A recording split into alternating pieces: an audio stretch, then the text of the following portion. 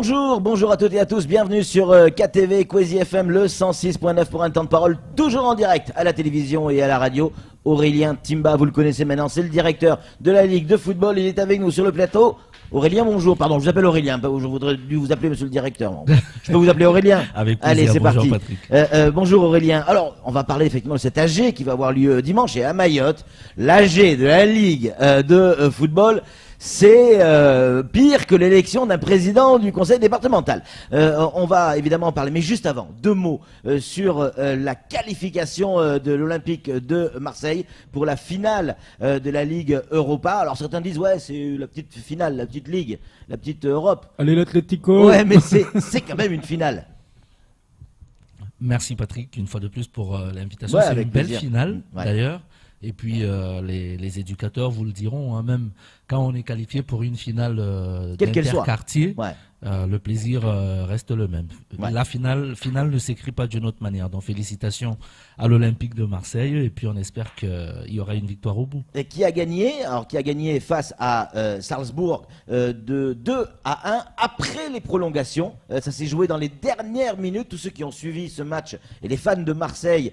Balache en fait partie, il est venu nous voir ce matin avec son maillot de l'Olympique de Marseille. Tous les fans de Marseille ont été suspendus jusqu'à la dernière minute, savoir si Marseille allait aller en finale ou pas. Et à la dernière minute, Samuel, Marseille marque. Ouais, c'est ça. Dernière minute des prolongations. À Salzbourg, Marseille avait gagné 2-0, si je me souviens bien. En tout cas, avec deux buts d'écart à l'extérieur. Ouais. Et Salzbourg menait 2-0 à Marseille hier. Donc, il y avait une égalité parfaite. On allait vers les tirs au but.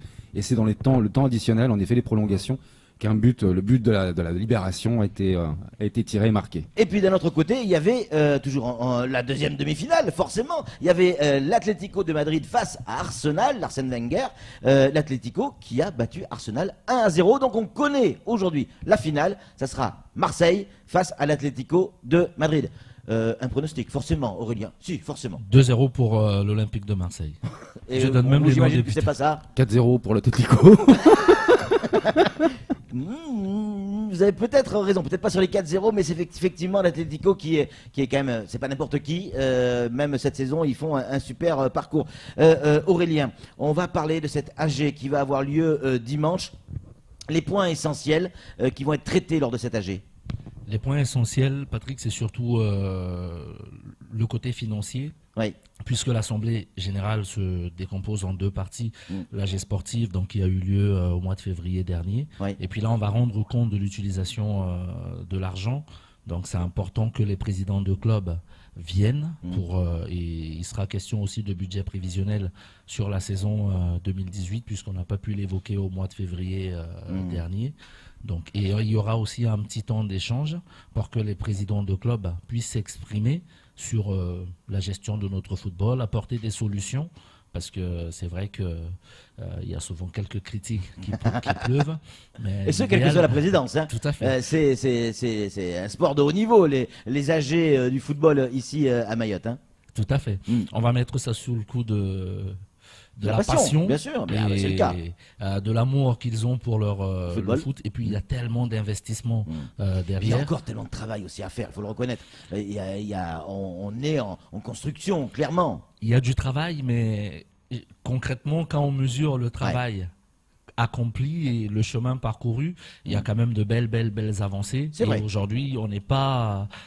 voilà, on va pas envier ce qui se passe ailleurs. Je pense qu'on est pas mal lotis et on fait notre petit bonhomme de chemin tranquillement pour aller vers quelque chose de très bien. Aurélien, chaque année, et depuis déjà pas mal d'années, c'est la foire d'empoigne, ces AG. Des fois même, parfois même, c'est limite à en venir aux mains.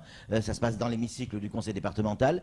Et on a le sentiment, alors peut-être que je me trompe, on a le sentiment que cette année, les choses sont un peu plus apaisées. Évidemment, il y a des critiques, évidemment, il va y avoir des coups de gueule. On y sera, parce qu'on va voir ce qui va se dire, forcément. Mais c'est pas les mêmes tensions que les années précédentes. Oui, j'ai envie de dire qu'il y a plusieurs étages, hein, Ouais. Patrick. les présidents qui aujourd'hui sont aussi plus investis et qui se rapprochent aussi de plus en plus de la Ligue pour avoir les informations, qui contrôlent. Et puis je pense qu'il y a aussi une transparence au niveau de la Ligue. Donc tout ça, ça crée quand même aussi de la confiance, il y a des échanges.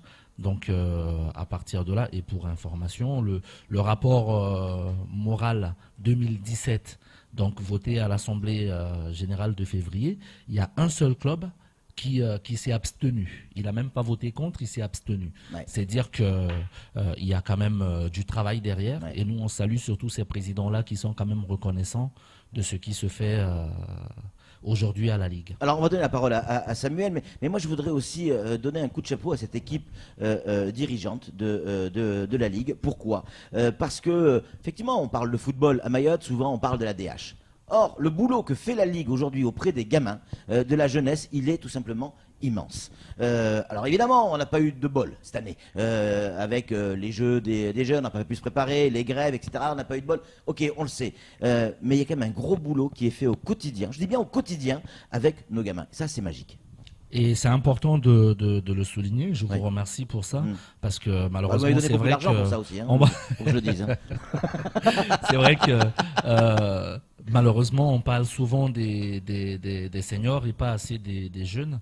Et sincèrement, il y a un travail exceptionnel fait avec l'apport aussi des éducateurs et des clubs. Donc chacun contribue un peu à construire ce football des jeunes qui, on ne le dira jamais assez, est l'avenir du football à Mayotte et partout dans le monde. Donc on a la chance aussi que la fédération, avec les différents contrats d'objectifs qui existent, bien sûr, on a la chance aussi d'être accompagné sur le plan fédéral. Ouais. Et là-dessus, dans quelques années, je pense qu'on pourra sortir encore quelques jeunes. On en a d'ailleurs, que ce soit au Pôle Espoir, que ce soit même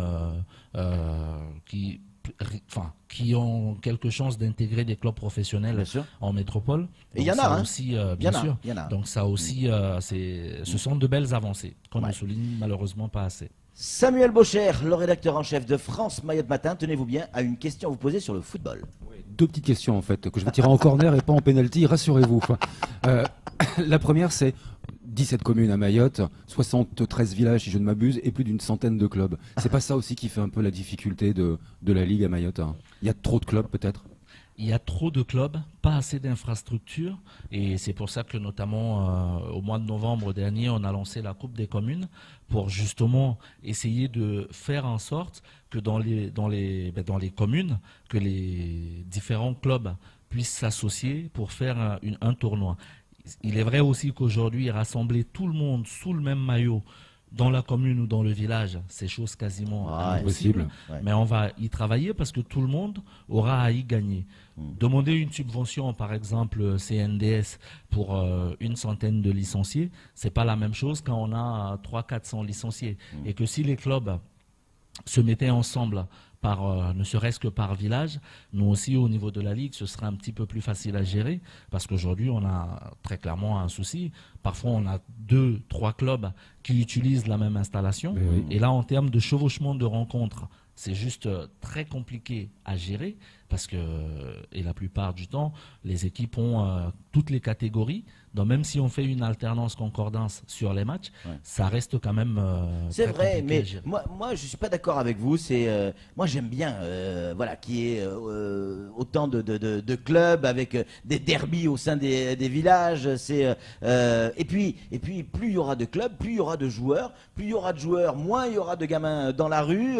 Alors effectivement, c'est un peu plus compliqué pour la Ligue à organiser, c'est un peu plus compliqué pour les infrastructures, c'est vrai. Eh bien, mettez en place des infrastructures, mettez du monde pour les organisations, mais gardez tous ces clubs. On a besoin d'activités sportives, on en manque. Oui, non, mais c'est moi, vrai. J'aime bien tous ces petits. Je suis pas d'accord avec vous. Hein, mais c'est vrai. C'est vrai, mais c'est un vrai débat en tout cas. Tout à fait, mais le fait d'avoir 4 clubs dans un village et en avoir 2 ou 1 ça va pas changer puisque il y a toujours la possibilité d'avoir 4 équipes de 4 équipes de jeunes, mais ça sera une entité, un maillot, et puis peut-être que ça va plus fédérer les gens. Après, il y a une vraie identité où chacun se reconnaît, chacun s'identifie à son village, donc là c'est encore un autre débat. Toujours est-il qu'aujourd'hui nous on a, même si c'est compliqué, on n'a pas de difficulté à organiser les compétitions comme ça. Sur l'AG, qu'est-ce que vous... Ah, la question va être compliquée. Hein. Qu'est-ce que vous craignez le plus sur l'AG de dimanche? Quel est le point où vous dites aïe, aïe, aïe, aïe, aïe, là-dessus ça va être compliqué? Sincèrement? Ouais. À un moment donné, vous faites aïe, aïe, aïe, aïe, aïe. Je sais que vous le faites très très bien. Aïe, aïe, aïe, aïe, aïe. Non, très sincèrement, à aujourd'hui, il y a un tel investissement et un tel travail, et je reste persuadé que les gens sont quand même conscients. Ils voient aussi ce qui se passe. À un moment donné, la critique a aussi une limite quand on voit le travail accompli. Forcément. Donc, et voilà. les gens reconnaissent. Vous êtes passé à la Ligue, vous avez vu la différence, ne serait-ce que comment la Ligue, l'accès à la Ligue aujourd'hui est un peu... voilà. Donc il y a du travail. Sincèrement, on ne craint rien pour l'AG parce que les éléments de réponse, on les a. Naturellement, c'est toujours plus sympa quand les échanges se font de façon cordiale, courtoise, et à partir de là... on ne craint pas. Pas de crainte sur grand-chose. cet AG. Non, d'accord. Et pourtant, vous la préparez jour et nuit. Hein. La nuit, vous vous levez, tout ça. On a mis des caméras. On va les montrer tout à l'heure les images. C'est pas vrai, c'est une blague. Samuel. Je vous ai dit, j'avais 2 questions à tirer en corner. Puisque j'ai pas pu poser la deuxième, je vais la tirer en penalty. Le joueur professionnel Maoré, toi Philo Maolida, a l'ambition de créer pas la fondation, mais l'académie de football à Mayotte. Est-ce que vous allez soutenir cette initiative? Bien sûr. Du côté en plus, j'ai eu la chance. On était en direct avec Maolida et avec Aurélien sur ce plateau. Émission sur le dernier temps de parole. C'était un peu peut-être prémonitoire. On sentait déjà la victoire de l'Olympique de Marseille qui en fait, pour aller finale. plus loin dans la question de ça, mais est-ce que depuis cette émission, vous avez été en contact avec Maolida et est-ce que vous avez avancé sur le dossier? Non, à aujourd'hui, on n'a pas été en contact, mais je pense que ça va... En tout cas, les téléphones ont été échangés. Oui. Et puis, je pense que ça devrait se faire. Lui aussi, de son côté, il a le temps de travailler. Et puis, si j'ai bien compris, il n'était pas complètement encore à la retraite. Oui, c'est ça. Donc, il est en reconversion. C'est un agenda qui n'est pas forcément facile quand on est joueur de... En tout cas, nous, on est à sa disposition et puis on est ouvert pour lui donner... on rappelle, Aurélien, le jour... l'heure et l'endroit de l'AG.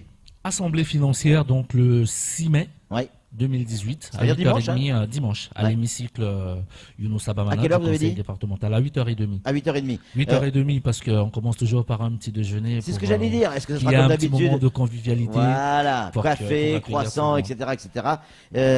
Et distribution de bonbons anglais. C'est exactement ça. En tout cas, c'est toujours un plaisir de vous recevoir, Aurélien, avec le sens de l'humour et beaucoup de sourire. Ça fait du bien dans cette matinale où effectivement on a une actualité plutôt chargée. Allez, l'Atlético. Oh, vous allez avoir des problèmes. C'est allez, c'est tout pour ce temps de parole. Tout de suite, la suite de nos programmes.